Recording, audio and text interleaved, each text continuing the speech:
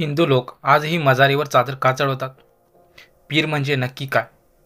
हिरवी चादर घेऊन ते भीक मागणारे दाढीवाले का दिसतात? या व्हिडिओमध्ये तुम्हाला पीर, मजार आणि जजिया कर यामागचा खरा इतिहास समजेल. ही पूजा भक्ती नाही, तर भीती आणि अंधश्रद्धेचा परिणाम आहे.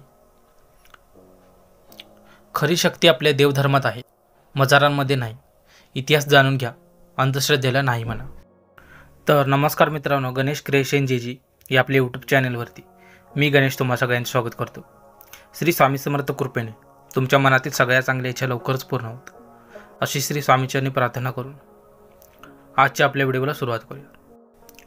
मुसलमान हिरवी चादर घेऊन भीक का मागतात? तुम्ही पण हिरवी चादर घेऊन भीक मागणाऱ्या दाढीवाल्यांना कधी ना कधी पाहिले असणार. खूप लोक पीराची पूजा करायला जातात.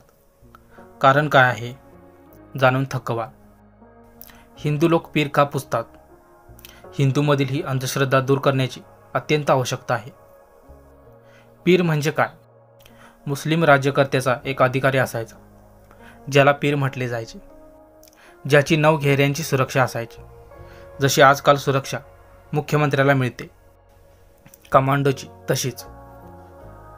गावामध्ये कर वसुली करण्याची जबाबदारी पीरांची असायची.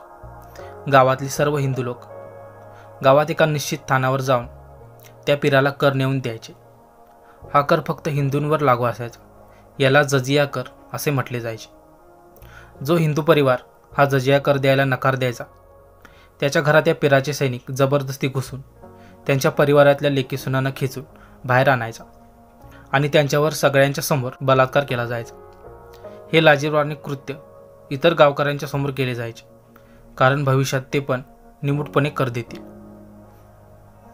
सर्वांसमोर होणाऱ्या या लाजिरवाण्या कृत्याच्या वेळी काही लोक त्या बलात्कार झालेल्या स्त्रीवर चादर टाकायचे आणि गावात त्या कुटुंबासाठी भीक मागून कर गोळा करायचे. गावकरी अशा वेळी घाबरून त्यांच्या चादरीत पैसे टाकायचे, कारण तशी परिस्थिती त्यांच्यावर ओढवू नये या भीतीने. हे गावकरी डोकं वाकवून हात जोडून या पीराला आणि त्याच्या सैनिकांना प्रार्थना करायचे, कारण असा अत्याचार ही मूल्ये त्यांच्यावर करू नये. मजार म्हणजे काय? हिंदू का पुजतात मजार? जेव्हा हे दुष्ट नीच पीर मरायचे, तेव्हा हिंदूमध्ये त्यांची दहशत कायम राहावी आणि नंतर पिढी दर पिढी अशी परंपरा लोकांमध्ये रुजली. अशा राक्षसी पीरांच्या मरण्यामागे शेकडो वर्षानंतर देखील काही हिंदू घाबरून त्यांच्या कबरेवरती चादर किंवा पैसे चढवतात. अर्थात ज्या नीच पीराने मूर्ख हिंदूंच्या लेकीसुनांची अब्रू लुटली, हे लोक त्यांच्याच कबरीवर डोकं रगडायला अजूनही जातात. काही जण नोकरी मागत फिरतात, तर काही पुत्र व्हावे, तर कोण संपत्ती व्यापारामध्ये यश यावे यासाठी निवेदन करून डोके टेकून आणि नाक घासून तिथे येतात. काय यापेक्षा अधिक भ्याडपणा आणि मूर्खतेचे उदाहरण जगात तुम्ही पाहिले आहे का? पीराहून अधिक अधिकार ख्वाजाकडे असायचा आणि तो त्याहून अधिक लोकांवर अत्याचार करायचा. रयतेची लुटमार, अनाचार, अत्याचार आणि दुराचार हे लोक सदैव करत राहायचे.